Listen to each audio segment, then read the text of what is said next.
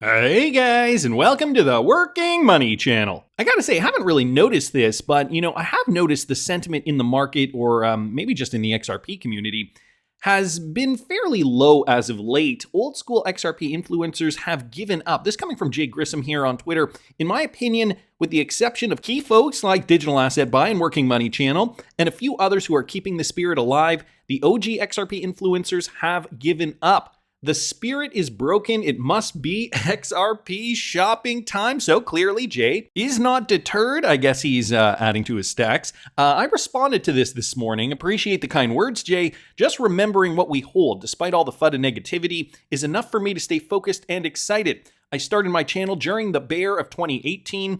It's all about patience at this point, and I hope the newcomers realize that. I don't know. I mean, some of you guys have been here for a long time, and I feel like if you've been here since at least 2018, during the bear market of 2018 or 2019, you probably aren't going anywhere. But for those of you guys that got in 2020 and 2021, I guess maybe you might feel a little bit different about what's going on, not just for cryptocurrency as a whole, but I guess with XRP specifically. We haven't taken a look at the greed and fear index in a while, and usually it's when the market is at its ultimate bottom or ultimate top, or when we feel like the market is kind of at either extreme. We take a look at this to kind of justify our opinion on that. Fear and greed, right now we're at greed 58. So market sentiment is actually fairly positive right now. Credible Crypto pointing out something on the Bitcoin chart, the 4-hour chart, and according to the technical analysis, we are actually still in a very bullish position when it comes to cryptocurrency. He writes this: price action has developed beautifully off our lows, mimicking the bottom formation that preceded our last impulse from 10K to 60K plus. Current consolidation, circles in green, also look identical to PA from that impulse. Bitcoin may continue to pump, while most wait for a pullback. So just take a look at this, okay? Taking a look at the trend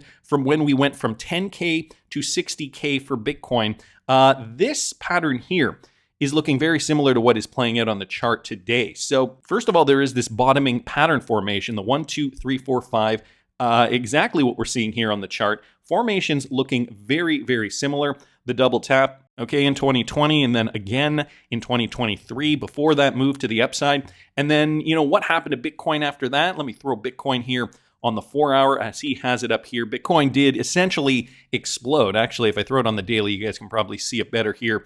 What he's talking about is that move from about $10,000 per BTC. Okay, so we are looking at this in and around here. And then finally all the way up here to about 60,000, 58, 59, 60, up to 64,006 was this top before that correction. And then technically a new high up here. But, this was the lion's share of the move.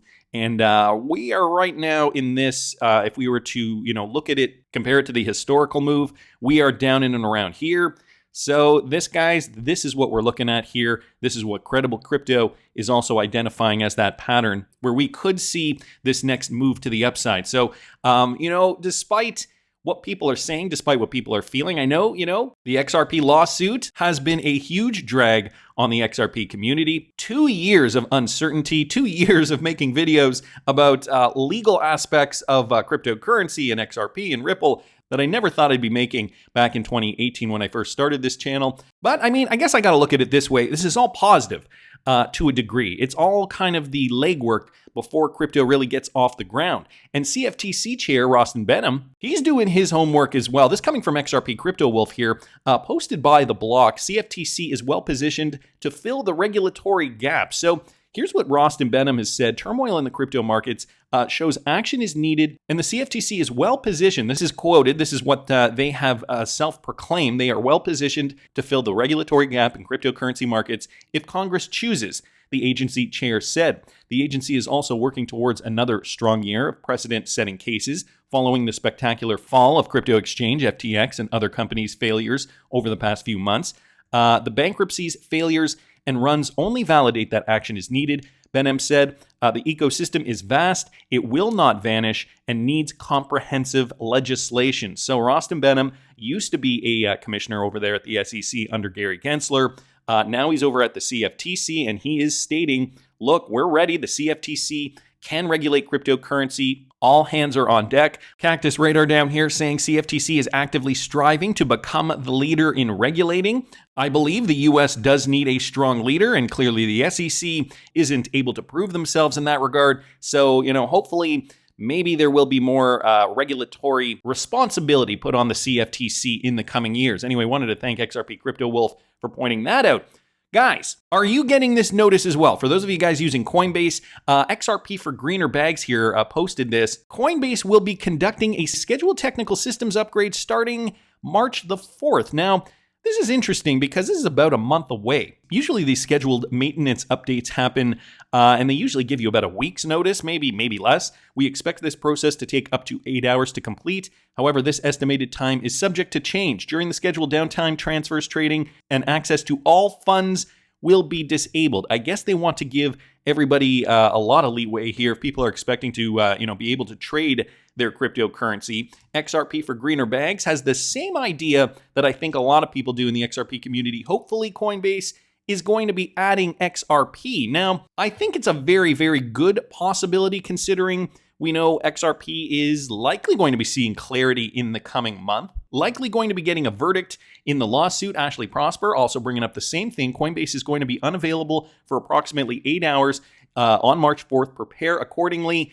Maybe they'll relist XRP. So another screen grab here of that same announcement. And guys, the reason I'm thinking this too, remember 8 days ago I posted this video discussing, although they have not listed XRP yet, discussing Coinbase's reserves of XRP and how that seemed a little strange. Coinbase, okay, they delisted XRP, but they hold it. So he took a look at the XRPscan.com database, and as you guys can see, Coinbase still does hold large quantities, relatively large quantities of XRP in their coffers. To me, guys, this is a big sign. This tells me they are ready to relist XRP as soon as there is clarity. So are they relisting? Are they not? Again, this was from 8 days ago. We see that Coinbase does have XRP, a significant amount in their coffers. Not to mention, we did just get news the other day that they did win that lawsuit recently, where they've been sued and they were accused of selling unregistered security crypto tokens.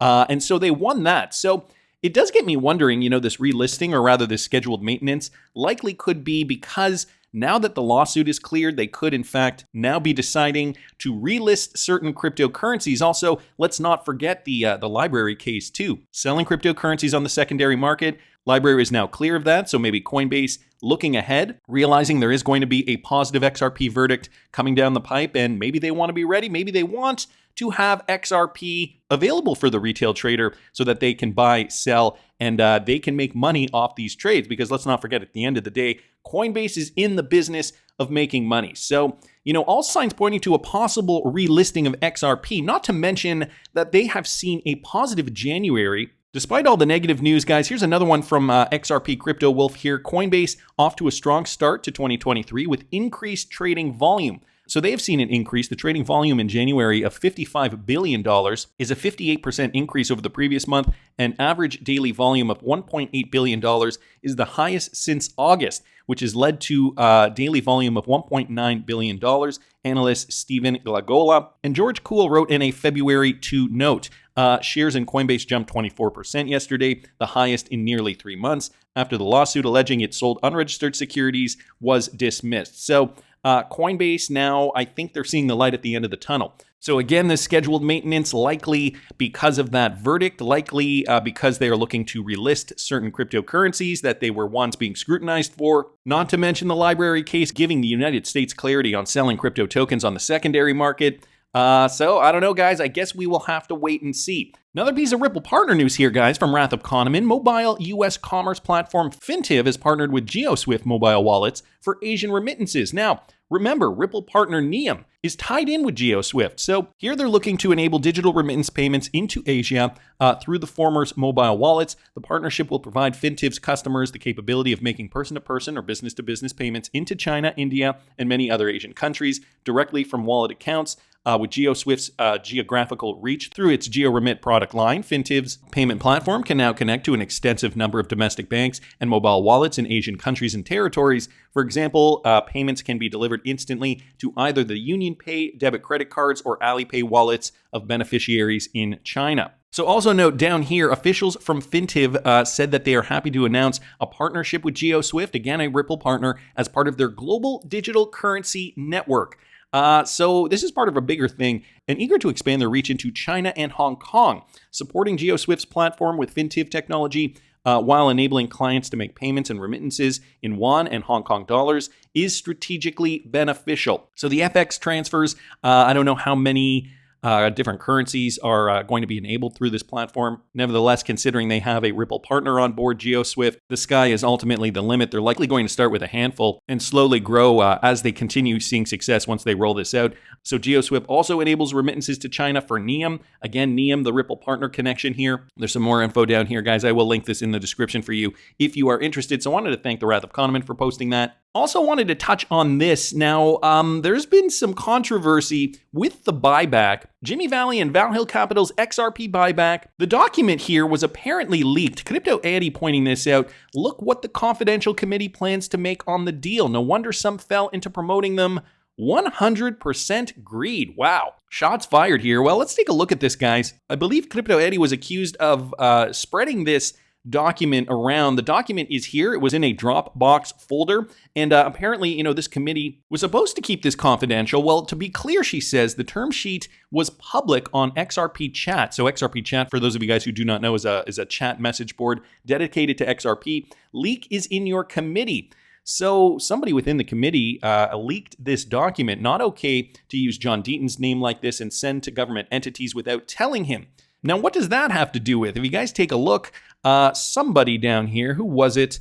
It was somebody discussing this more from this tweet thread, and it was here, Neil Hartner here on Twitter. I have questions. Within the document, they mention that participating token holders in connection with the proposed transaction, which will include an amount to be paid to the Deaton law firm for his work on behalf of retail holders of XRP in connection with this SEC action. John Deaton actually came out and said, to be clear, I have not asked anybody for any money or for any contribution of any kind whatsoever associated with my efforts in the Ripple or Library cases. I've turned many people down who offered to contribute for my time and expenses. So he is responding directly to Neil's tweet here.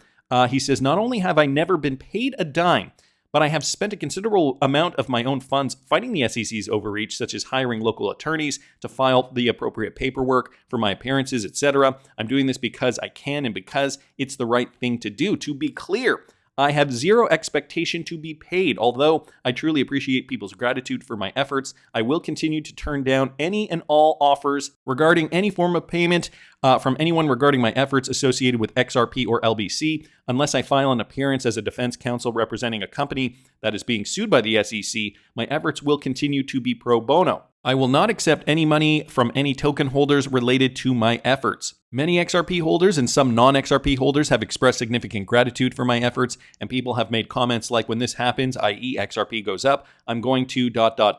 and they include my name and a generous gesture. I can't control that. I hope this answers any questions. So John Deaton here saying, he has not asked for any money, despite the fact that this committee here, the buyback committee, has said that they will include a generous sum paid to the Deaton law firm. Now, it's interesting, just going back to this buyback scenario, this situation here, and this leaked document, Mr. Intuitive Troomers only saying, what's wrong with a small fee for brokering a ginormous deal?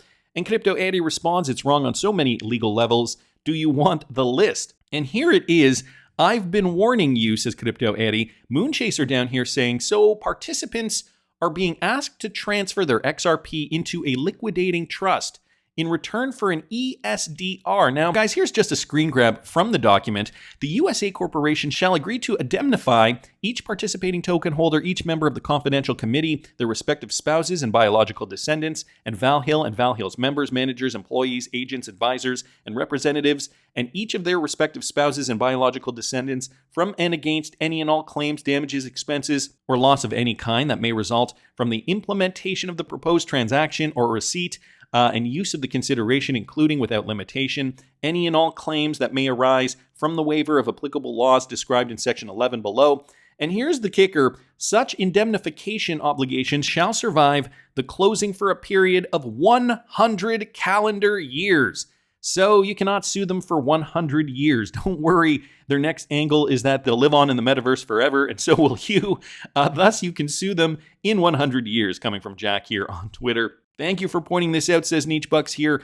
But everyone should have been able to tell these people are either insane or more likely scammers of some kind years ago. Their website and entire background scream not legit. Promoting these ideas make this entire space and XRP look bad. So, you've got people in the anti-buyback camp, obviously, though. I mean, at the end of the day, the XRP community was hoping that this would be true. By the way, guys, I'm commenting on this in an impartial way, or at least I'm trying to. I hope I've been, impartial as I've been talking about this buyback. I mean, it's good to get excited, but at the same time, we really have to drill down. We have to do our research and look at the pros and cons. So I'm not promoting this, nor am I denouncing it. I'm trying to remain impartial here. I'm just bringing you guys the information. I don't understand the hate, says MJT here on Twitter, and shaming going on over this proposal. If you find it absurd and never likely to fly, move on, forget about it. If you think it has merit and could potentially work, continue to do your own research and seek answers from the instigators. And again, this is why, hopefully this is why you watch this channel, or one of the reasons why, to do our research, keep tabs on what's going on in the XRP community, and, discuss the possibilities. Going back to the John Deaton thing, Jesse Hines says, I don't imagine John agreed to this. As John Deaton did mention in a tweet later on, this is probably that nonsense group of people, Valhill or whatever, trying to seem more reasonable, so on and so forth. So guys, there's a few tweet threads here. I guess the question is, again, should we believe what's going on here? I'm not a lawyer, says Matt Hamilton, and I don't know what is and isn't allowed specifically in the US, but wouldn't offering to pay legislators and regulators if they supported this constitute bribery? Or is this just business as usual? So essentially what they are suggesting, as per Moonchaser here, is to lock up. Basically, participants are being asked to transfer their XRP into a liquidating trust, as they're calling it here, in return for an ESDR. But if the scheme fails, the members of the confidential committee, including their spouses and descendants, as I mentioned in that passage there, cannot be sued for 100 years. So is it worth it to take the risk? Jungle Inc. here saying, if you want to send your XRP to a scammer to broker deals on your behalf, just send it to me, 120,000 XRP all day long. But Mr. Intuitive here saying, if Valhill Capital can sell my XRP for 4 to 6 digits, he can have 1%. Let's remember, guys, it's not all or nothing. And I mean, at the end of the day, if you hold XRP, and let's say you hold, 100,000 XRP, 1%, how much would that be? 1,000 XRP? Okay, 1,000 XRP times $122,000, as their estimates assume, you would have $122 million if you only gave them 1% of your XRP if you held 100,000 XRP. Now, I know some people have less XRP than that. Let's say you had 15,000 XRP, and even at 15,000, you give them 1%. That's 150 XRP. 150 times $122,000. That's still $18.3 million. So, I mean, I gotta say, Mr. Intuitive does have a point here. Again, guys, not financial advice. If you want my opinion, I'm still waiting for the real world utility. I'm waiting for the lawsuit to conclude. I'm also waiting for that next bull run. But that's just my opinion. I want to hear what you guys think. Please subscribe to the channel if you haven't already. Like the video if you like the content I'm providing. I always love hearing your comments. See you in the next one, guys.